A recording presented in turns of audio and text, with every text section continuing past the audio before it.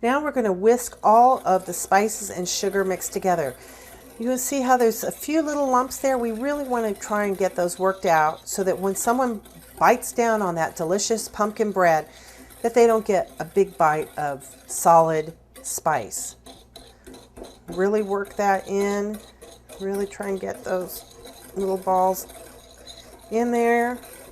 If you have a few left, they should dissolve with the liquids, so that'll be okay. Now we're going to pour this into the flour mixture, and instead of sifting, we're using a whisk. It's much easier. You can throw away that sifter. You don't need a sifter, you've got a whisk. You want to really incorporate all of the dry ingredients together.